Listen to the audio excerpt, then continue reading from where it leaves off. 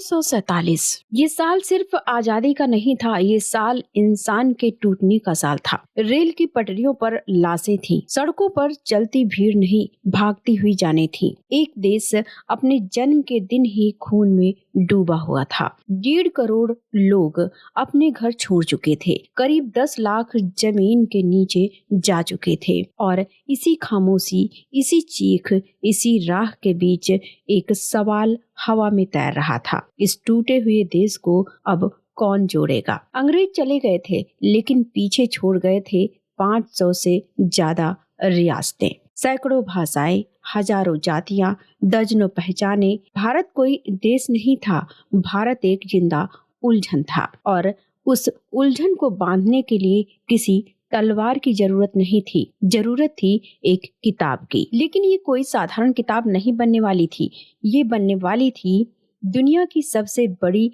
लिखी हुई संविधान पुस्तक। इससे पहले भारत चलता था गवर्नमेंट ऑफ इंडिया एक्ट 1858 से, फिर 1919 से और आखिर में 1935 से। 1935 वाला कानून आजाद भारत की प्रशासनिक रीढ़ बना। लेकिन याद रखिए, ये कानून जनता के लिए नहीं बने थे, ये कानून जनता पर राज करने के लिए बने थे। अब भारत को चाहिए था ऐसा कानून जो राजा को नहीं, सरकार को नहीं, बल्कि नागरिक को सबसे ऊपर रखे। 9 दिसंबर 1946 दिल्ली में एक सभा बैठती है, नाम था संविधान सभा। लोग थे 299 और हर एक अपने साथ एक अलग भारत लेकर आया था। सभा के अध्यक्ष थे डॉक्टर राजेंद्र प्रसाद। भीड़ में आप देख सकते थे जवाहरलाल नेहरू को, सरदार वल्लभ भाई पटेल, मौलाना अबुल कलाम आजाद,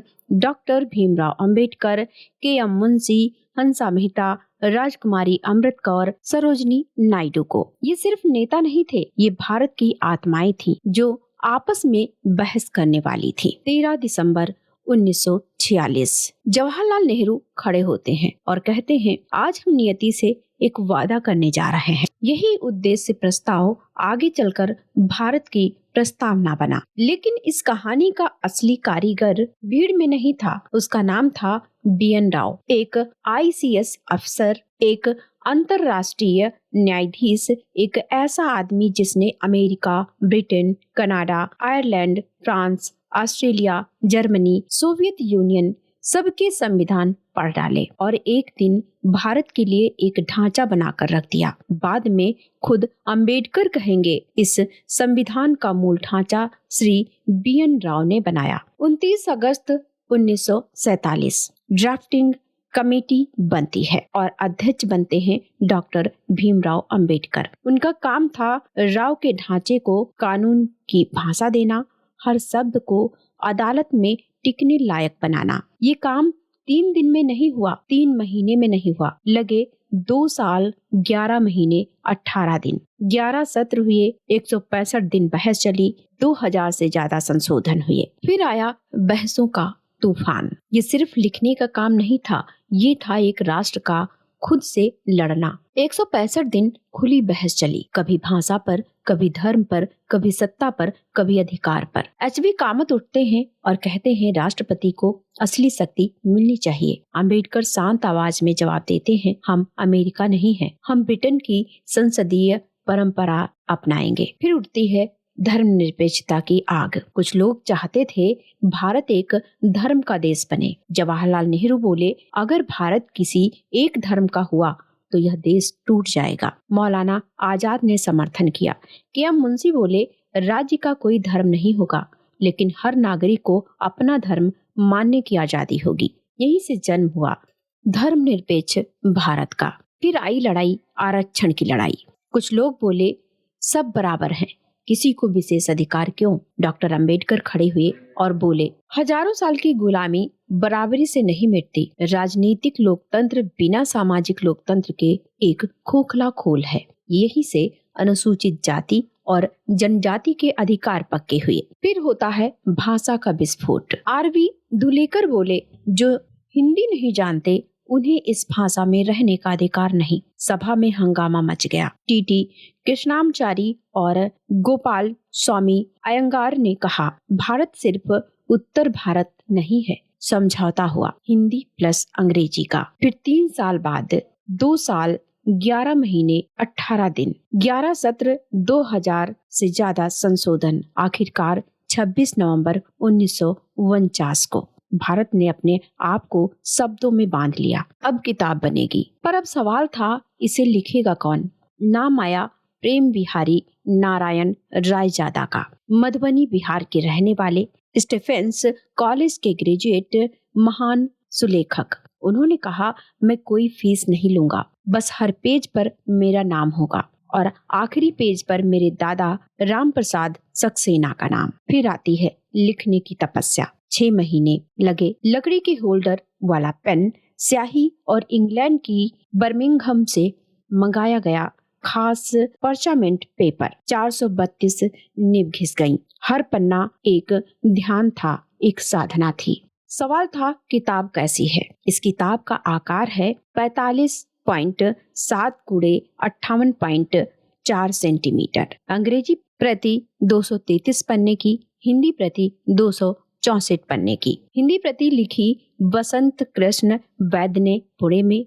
हिंदी प्रति का वजन लगभग 13 किलो। काली लेदर की जिल्द, सोने की कारीगरी। सवाल उठता है इस पर जो पेंटिंग्स हैं वो किसने की। नंदलाल बोस और शांति निकेतन के कलाकारों ने। हर पन्ने को रामायण, महाभारत, बुद्ध, मोहनजोदड़ो, मुगल और स्वतंत्रता आंदोलन से सजाया। इस पूरी प्रक्रिया में खर्च आया 63,96,729।